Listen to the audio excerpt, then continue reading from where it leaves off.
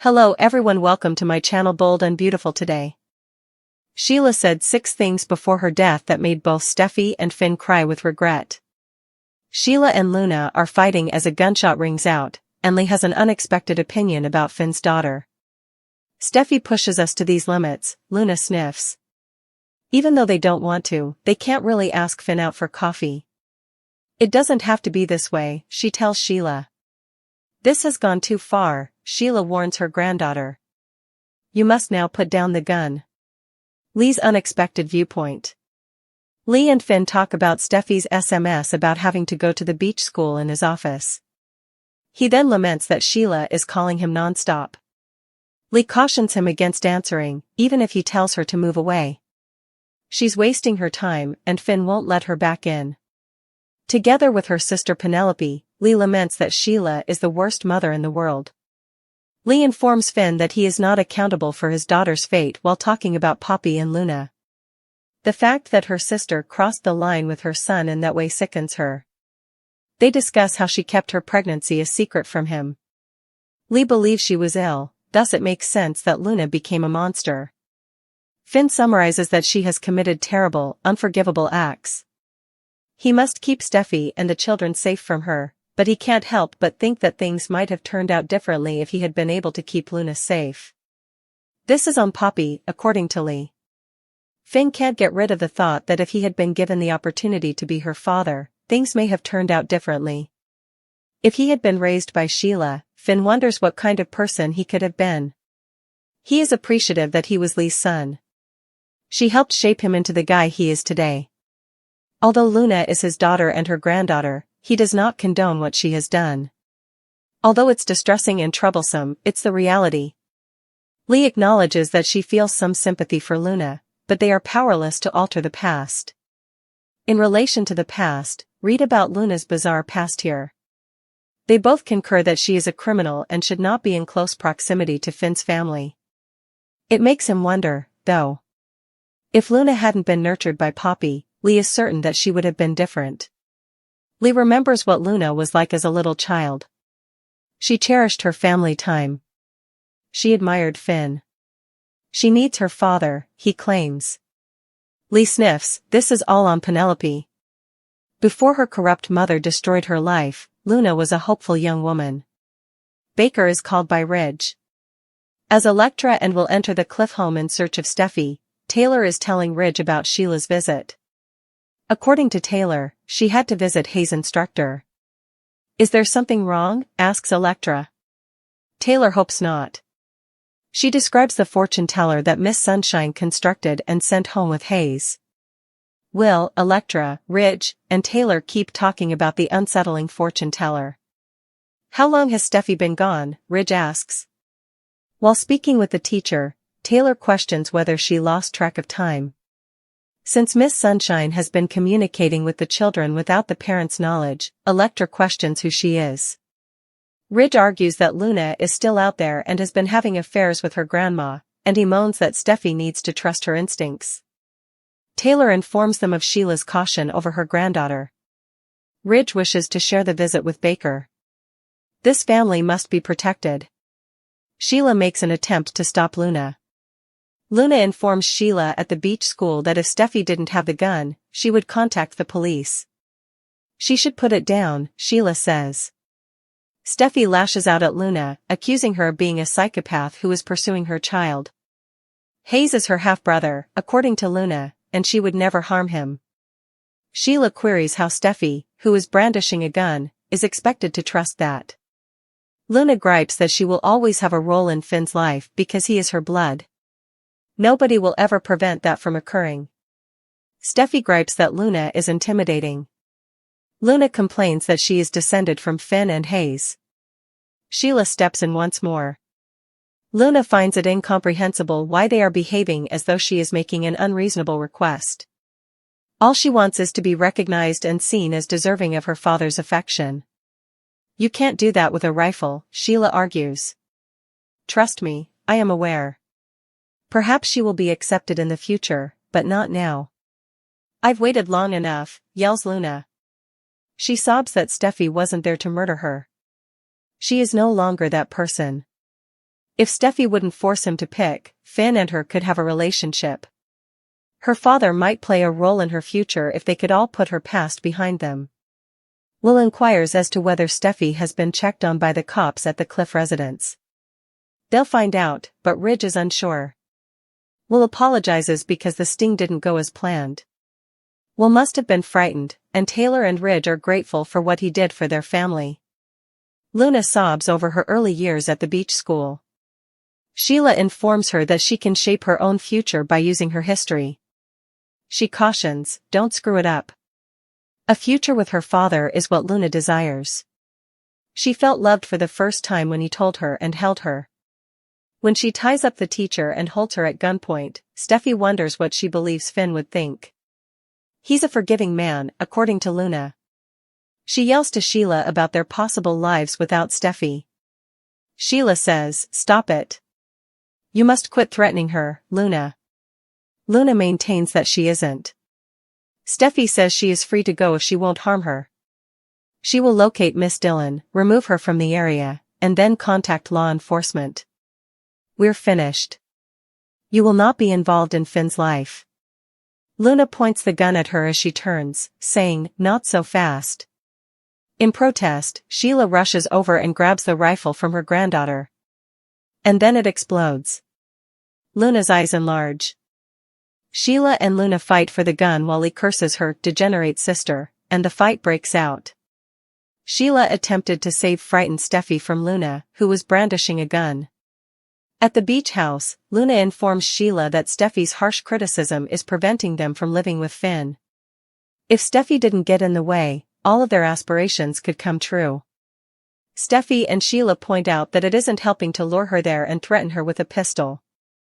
Sheila tells a furious Luna to lay down the rifle while Steffy searches for a way out. Luna claims that she would never harm Hayes and that she is not threatening anyone. Sheila reminds her she's holding a gun and tells her to think about what she's doing. Luna maintains that no one can prevent her from having a presence in Finn's life. Sheila informs her that exerting oneself isn't beneficial. Luna maintains that all she needs is recognition so Finn would know she is deserving of his affection. She can't do that while holding a gun, Sheila reminds her. She might be accepted one day, but not today. Luna claims she didn't invite Steffy there to murder her while brandishing her gun. All she wants is to be in a relationship with Finn. Her father might play a role in her future if they could all put her past behind them. Luna gripes about her mother forcing her to sell trinkets.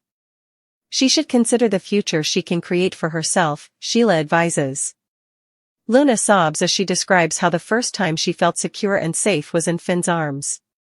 Steffy notes that when Finn finds out, he won't be pleased. Luna resumes pointing the finger at Steffy. She ought to quit threatening people, Sheila advises.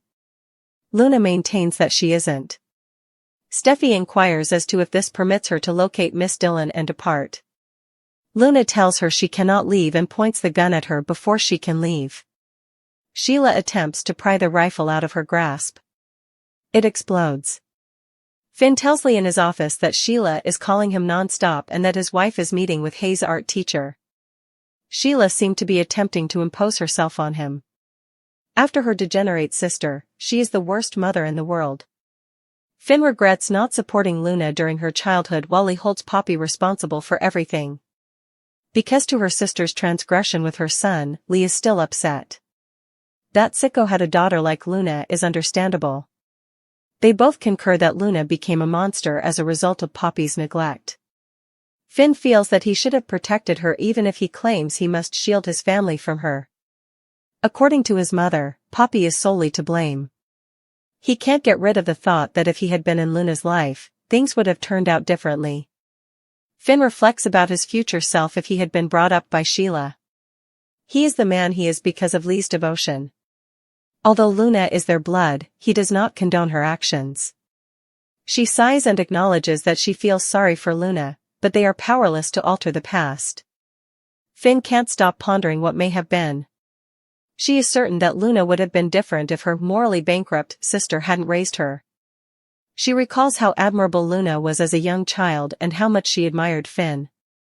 Although Luna wasn't born evil, she was brought up by someone who influenced her opinions.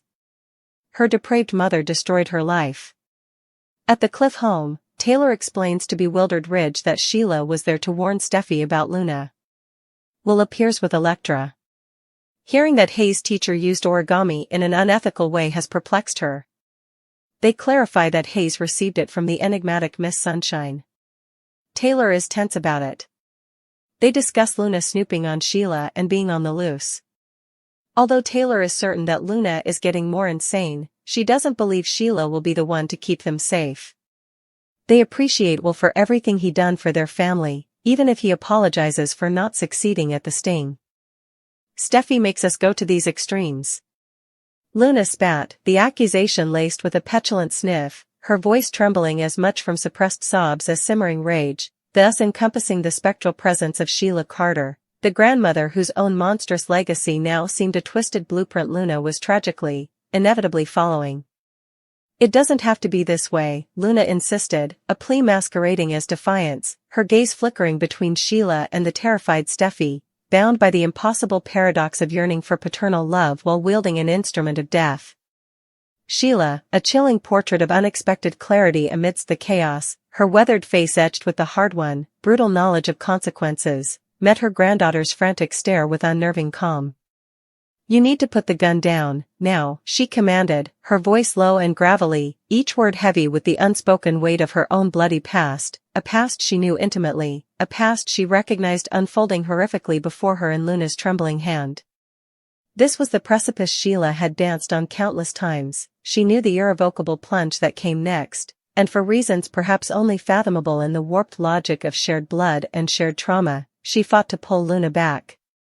Simultaneously, miles away in the sterile sanctuary of Finn's office, a different kind of violence was unfolding, the violence of cold assessment and the dissection of lineage.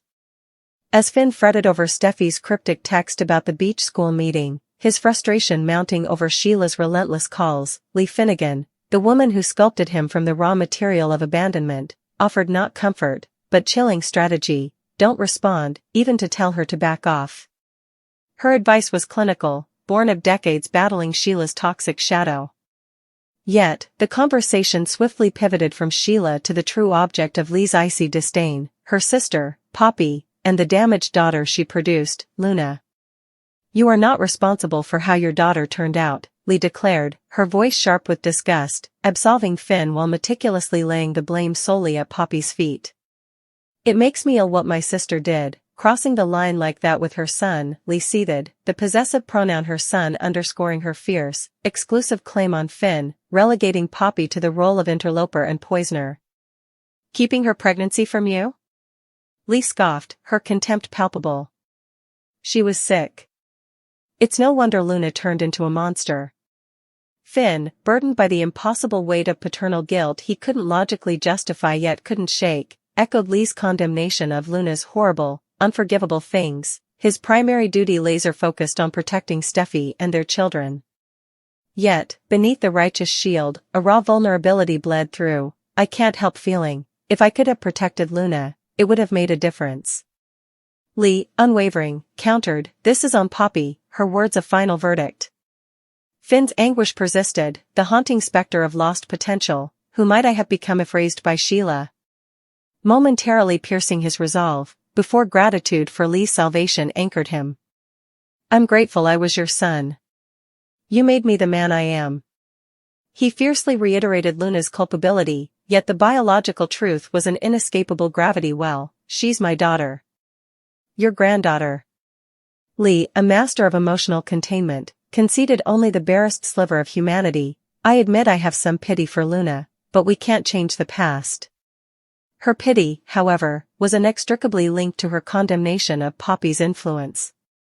Lee hasn't forgotten what Luna was like as a little girl, she offered, a rare glimpse of softer memory quickly weaponized.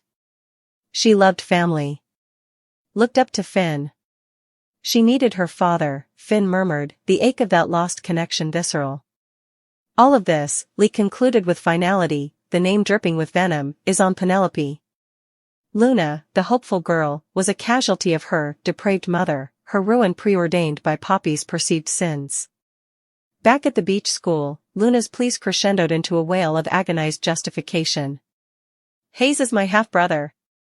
I would never hurt him, she cried, the gun in her hand grotesquely contradicting her words. Sheila, leveraging her own infamous history as the ultimate cautionary tale, implored, believe me, I know, her voice thick with the ghosts of her own victims. Maybe one day you'll be accepted, but today is not that day. Luna's fragile composure shattered. I've waited long enough.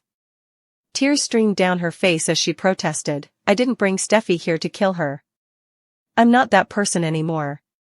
Her delusion crystallized around Finn's perceived forgiveness and Steffi's role as the sole obstacle. If they could all forget about my past, my dad could be a part of my future. Steffi, embodying cold reality, countered, what do you think Finn would think of you tying up the teacher and holding me at gunpoint?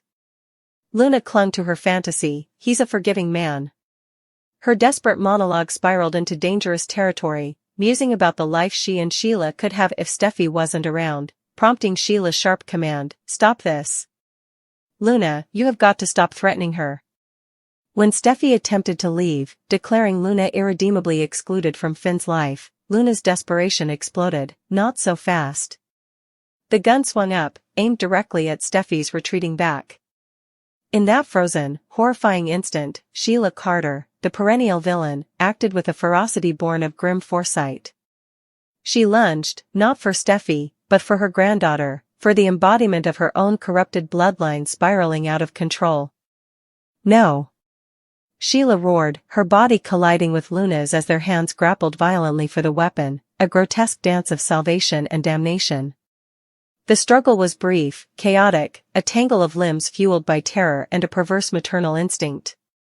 Then, the deafening, irrevocable sound ripped through the tense silence, bang. The gunshot echoed, not just off the beach school walls, but through the fractured lineages of the Finnegan, Forrester, and Carter families.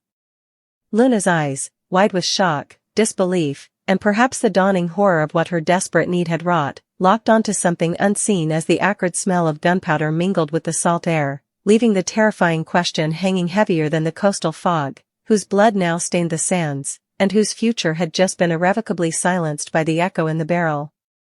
The violence on the beach was a brutal punctuation mark to the cold calculus of blame discussed in Finn's office, proving that while it could dissect the past with surgical precision, the present remained terrifyingly volatile, governed by the unpredictable storm of Luna's shattered psyche and the desperate, flawed intervention of the one person who understood the abyss she was staring into, Sheila Carter. Sheila Carter, a woman whose own history was a roadmap of obsession and bloodshed, found herself in the surreal position of trying to be the voice of reason against the whirlwind of her granddaughter Luna's unraveling psyche. Luna, her eyes wide with a terrifying blend of grief and manic determination, waved the gun erratically, not at the cowering Steffi Forrester pressed against the wall like a trapped animal, but at the very fabric of reality she perceived Steffi represented, a barrier, she railed through choked sobs, a judgmental wall cruelly blocking her divine right to Finn's love, his protection, the sense of belonging she claimed she'd only ever felt fleetingly in his arms, a belonging poisoned now by the bitter dregs of abandonment and her mother Poppy's perceived failings, selling trinkets. Luna spat, as if it were the ultimate betrayal.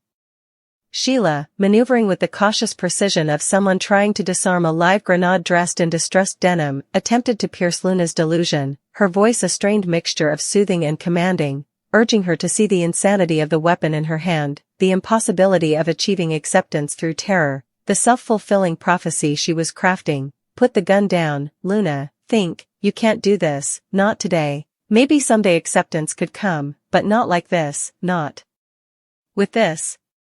Yet Luna, lost in a vortex of perceived victimhood and entitled destiny, remained deaf, fixated on the mantra that she would have her place in Finn's life, that Steffi had to be removed from the equation, not necessarily killed. She insisted with terrifying naivete while the gun muzzle danced perilously close to Steffi, but silenced, made compliant, forced to forget Luna's past so her imagined future, a future where Finn embraced the daughter he never knew, where Sheila was somehow the benevolent grandmother, where Steffi simply vanished from the picture, could miraculously bloom. Steffi, her terror momentarily overridden by raw survival instinct, saw a sliver of hope in Luna's denial of threatening intent and cautiously edged towards the door, her voice trembling but clear, "Then I can leave? Find Miss Dillon?" A simple question that shattered Luna's fragile narrative, triggering a surge of panicked possessiveness. "No." Luna shrieked, the word tearing from her throat as she whipped the gun directly towards Steffi's heart, the pretense of non-violence evaporating in an instant, a predator instinct taking over. It was this sudden, unambiguous threat that propelled Sheila from calculated mediator to desperate protector. With a guttural cry, she lunged not at Luna, but for the weapon, her hands closing around Luna's wrist in a fierce, instinctive grab to wrench the lethal metal away from her daughter-in-law.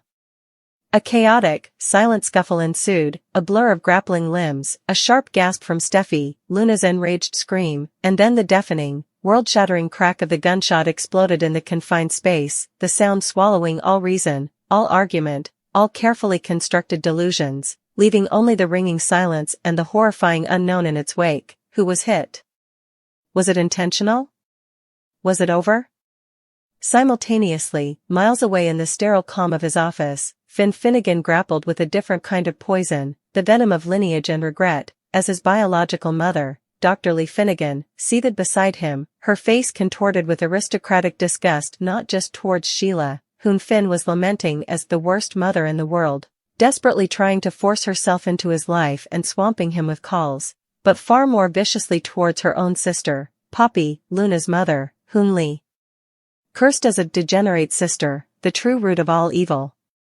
Lee spat blame like acid, weaving a narrative where Poppy's inherent moral bankruptcy, her neglect, her depravity, her simply being a sicko who dared cross lines with Lee's son, had inevitably twisted Luna into the monstrous figure now holding Steffi hostage. No wonder that sicko had a daughter like Luna, Lee hissed, reducing complex humanity to tainted blood. Finn, however, was caught in the riptide of Lee's vitriol, his brow furrowed with a profound, aching guilt that warred with his duty to protect Steffi and Hayes. He voiced the tormenting counterpoint to Lee's convenient condemnation, the crushing weight of his absence in Luna's life. "I feel bad. I should have been there. Could I have changed things?" he murmured, the question hanging heavy, a direct challenge to Lee's absolutist blame. Lee, momentarily faltering under the weight of Finn's palpable anguish and perhaps a flicker of buried memory, conceded with a sigh that Luna wasn't born bad. She could recall a nice little girl who once looked up to Finn, but swiftly reverted to her core thesis. Luna was purely a product of Poppy's morally bankrupt parenting, her life ruined by her mother's influence. Any pity Lee admitted to was clinical, detached, overshadowed by the conviction that the past, and Poppy's inherent degeneracy, was immutable, leaving Finn trapped between his mother's rigid, hate-fueled certainty and his own gnawing, unanswerable what-if? A question echoing the gunshot's finality yet pregnant with agonizing possibility. Meanwhile, at the Cliff House, confusion reigned as Taylor Hayes attempted to explain the surreal situation to a bewildered Ridge Forrester. Sheila, of all people, arriving as a self-appointed guardian warning of Luna's threat, only for the arrival of Zen's wife, Electra, and Will Spencer to further muddy the waters. Their bafflement at the notion of Hayes' art teacher, the enigmatic Miss Sunshine, committing inappropriate acts with origami cranes underscored the absurdity bleeding into their lives, while Taylor's palpable unease confirmed the perceived danger. Their brief discussion about Luna being on the loose and inexplicably aligned with Sheila solidified the sense of a world tilting off its axis, where the most dangerous elements were coalescing in unpredictable ways. Taylor's grim assessment that Sheila was unlikely to be their savior hung in the air, a chilling coda to the frantic worry for Steffi, punctuated only by Will's apology for a failed sting operation, a small, human failure lost in the shadow of the catastrophic failure unfolding at the beach house, where the echo of the gunshot still vibrated in the silence, its meaning horrifyingly unresolved.